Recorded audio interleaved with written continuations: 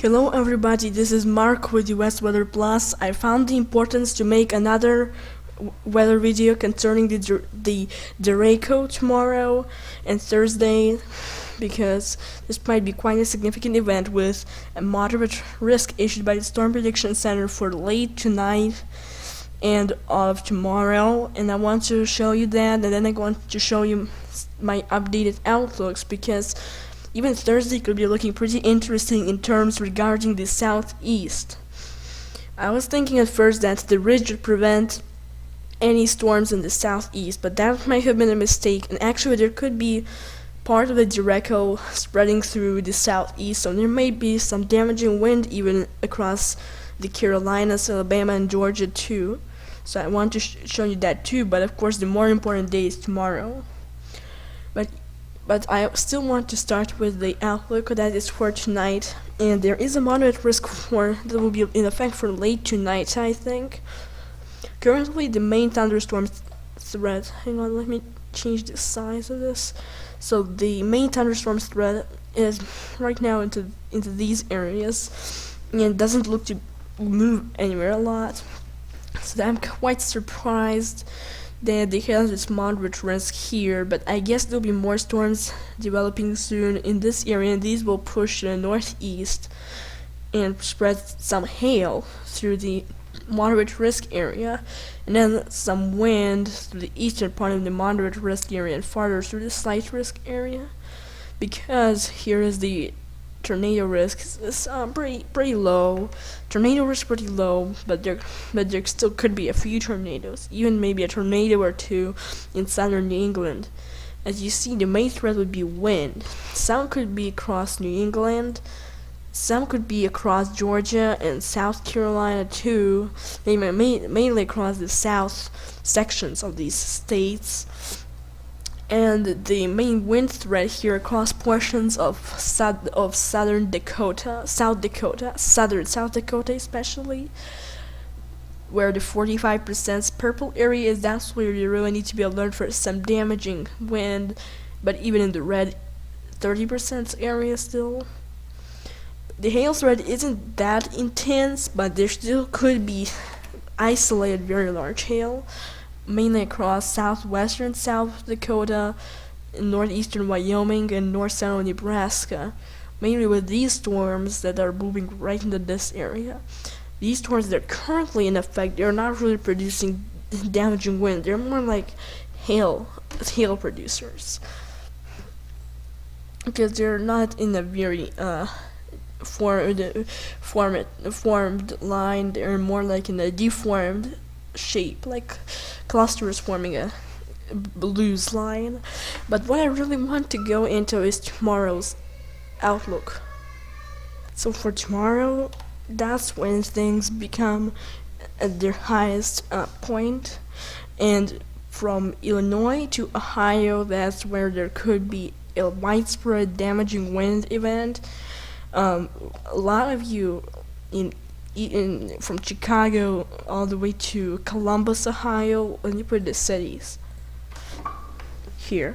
So Chicago, Peoria, Indianapolis, Fort Wayne, Cincinnati, and Columbus will all be in the moderate risk area, which will total a population of 17 million, and all of that area could be hit by a major damaging wind event.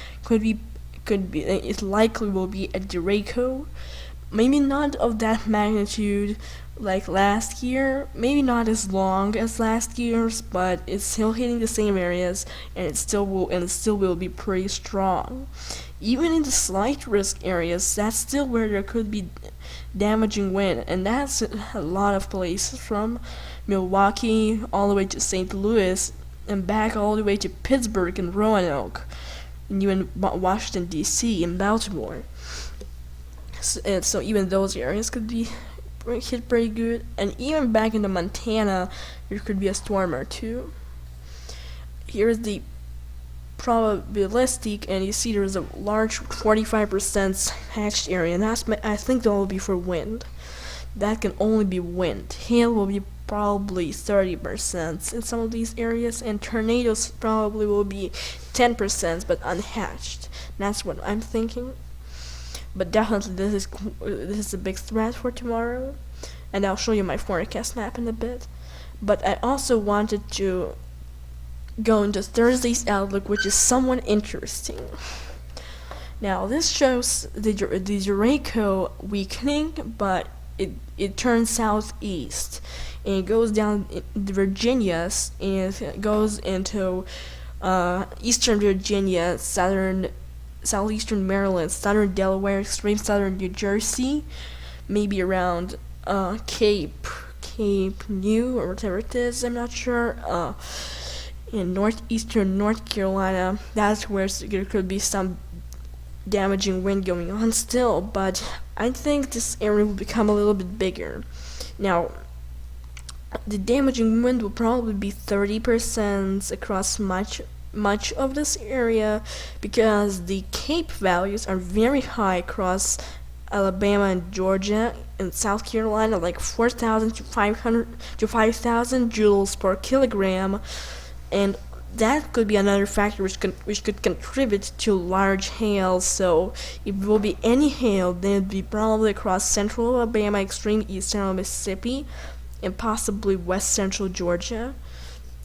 That's the most likely area to see hail on Thursday, and damaging wind for much of throughout this area, probably 30% for this area. No moderate risk Thursday. I think it's unlikely, like I would say a 1% chance, but hatched areas for wind will be possible in this area still. Also, a few storms in Montana with that piece of energy. Now let's go to twister data, and let's see some shear forecasts and Cape forecasts. I'll start with the Cape. These 1, 2. Let's go to hour 36, and this would be let's see, 1 hour.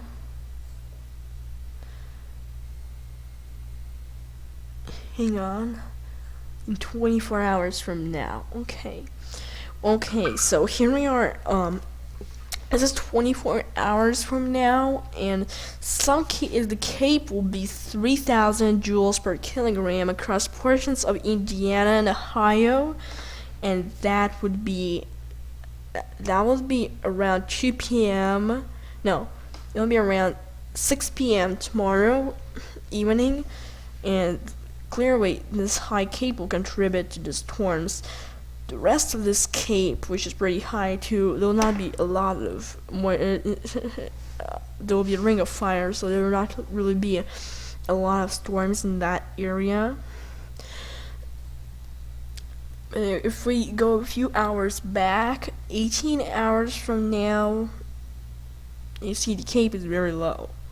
It's practically around 24 hours. Yeah, around the 24-hour mark, that's when it gets really high, but I don't know why the Cape is so high in Oklahoma. But now I wanted to go forward to day 3, and this is 48 hours from now, and that's when it becomes interesting.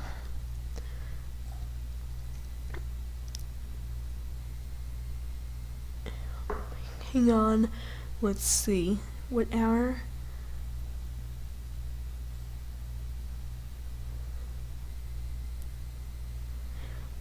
Well, yeah, this is the, yeah.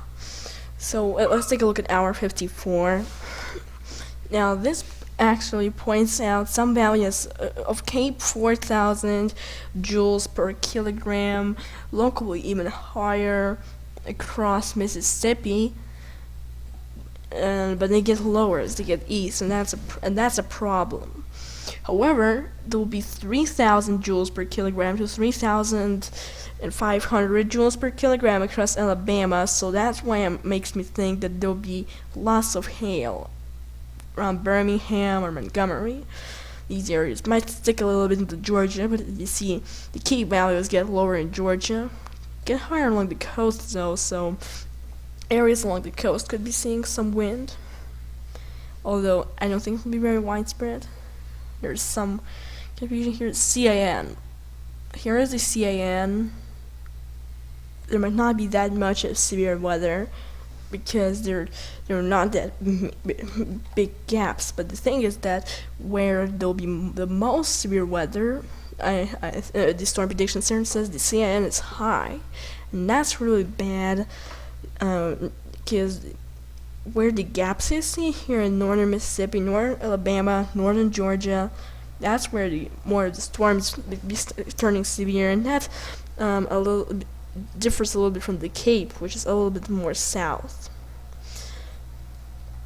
Let's take a look at shear.